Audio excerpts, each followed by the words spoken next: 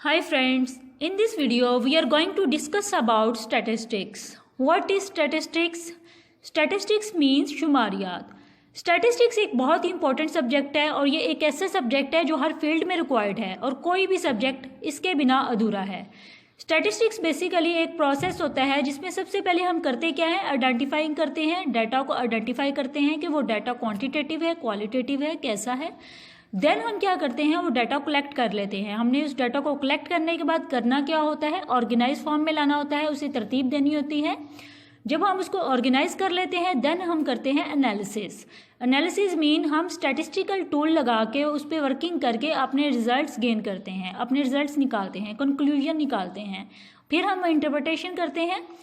Interpretation करने के बाद लास्ट में हमने डाटा को प्रेजेंट कर देना होता है. सिंपल सी बात है. स्टैट वो साइंस होती है जो पॉपुलेशन हमें दी गई हो उसमें से हमने कोई सैंपल या डाटा सेलेक्ट करते हैं